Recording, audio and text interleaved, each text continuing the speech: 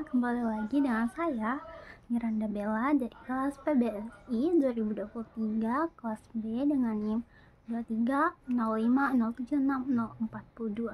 Pada kesempatan ini kita akan kembali mempresentasikan mata kuliah kritik sastra. Pada video ini kita akan membahas teori kritik sastra feminisme. Halo semua, kembali lagi dengan saya Miranda Bella dari kelas PBSI 2023 kelas B dengan NIM 2305076042. Pada kesempatan ini kita akan kembali membahas presentasi mata kuliah kritik sastra yang berfokus pada teori kritik sastra feminisme. Feminisme, apa sih itu? Daripada penasaran, mari kita cari tahu. Bagaimana sih orang-orang melihat perempuan dalam karya sastra? Nah, dalam pembahasan ini, dalam teori feminisme, kita akan membahas yang dimana fokus pendekatannya adalah memahami dan mengkaji pengalaman perempuan yang ada di dalam karya sastra. Secara khusus, kita akan membahas pengalaman para perempuan. Daripada penasaran, mari kita cari tahu lebih lanjut. Tahukah teman-teman, teori kritik sastra feminis hadir sebagai respon dari dominasi perspektif patriarki yang sempat mendominasi pada sastra maupun budaya.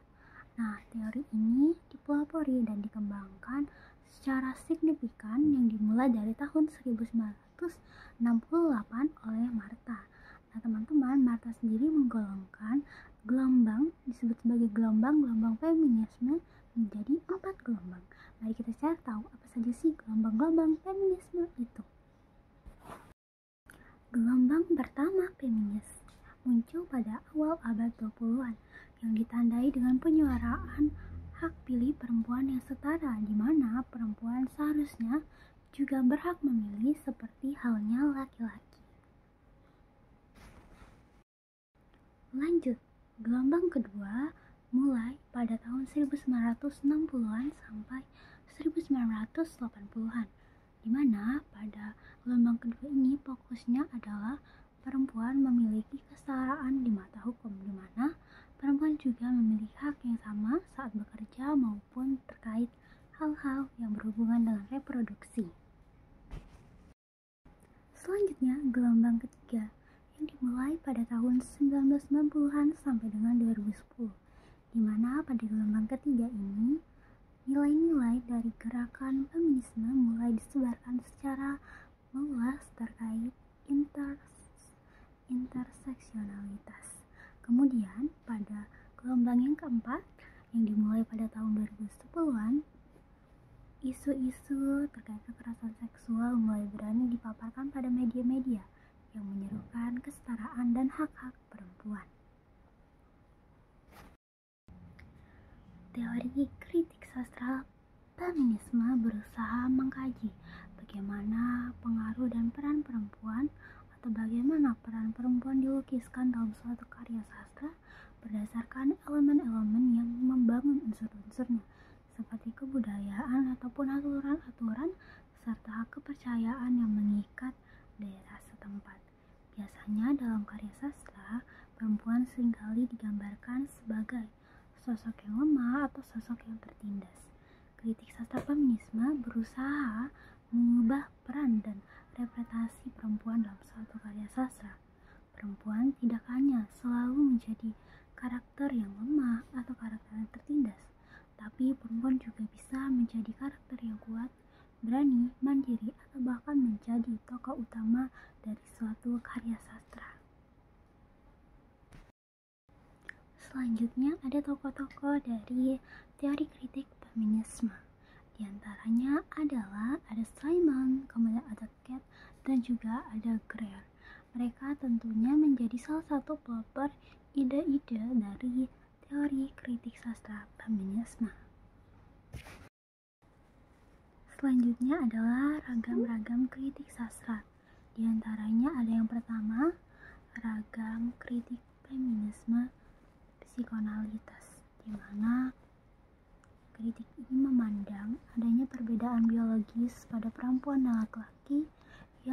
menyebabkan terjadinya perbedaan perspektif, serta di mana perempuan menjadi rendah diri.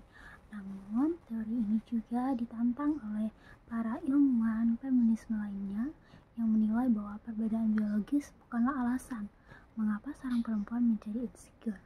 Yang menjadi alasan utama adalah bagaimana suatu struktur sosial dibangun dan akhirnya menilai perempuan sebagai sosok yang lebih lemah. Yang kedua adalah teori feminisme Marxis, di mana teori ini memandang bahwa perspektif terhadap perempuan dibentuk oleh struktur sosial yang memang sejak awal cenderung menilai perempuan sebagai sosok atau ras yang lebih rendah dari laki-laki, sehingga lebih mudah ditindas ataupun dipandang sebelah mata. Selanjutnya ada teori feminis terkait kulit hitam dan lesbian, di mana pada teori ini perempuan dengan kulit hitam dan juga orientasi seksual yang berbeda tentunya mengalami diskriminasi ataupun dipandang sebelah mata karena perbedaan fisik dan juga orientasi seksual. Masing-masing dari teori kritik sastra feminisme berusaha untuk menggambarkan bagaimana sih suatu lingkungan, masyarakat, atau budaya menilai perempuan. Ada yang menilai perempuan berdasarkan kepada gender, bahwa mereka lemah karena mereka perempuan. Kemudian juga ada yang menilai perempuan itu lemah karena memang dari struktur sosial masyarakatnya menilai perempuan sebagai sosok yang lemah. Kemudian ada juga yang menilai orientasi serta bentuk fisik perempuan menjadi suatu hal yang menjadi alasan menyebabkan perempuan kerap kali dipandang sebelah mata. Baiklah, sekian perjumpaan kita dengan teori kritik sastra feminisme. Sampai jumpa pada video kritik sastra selanjutnya. Terima kasih.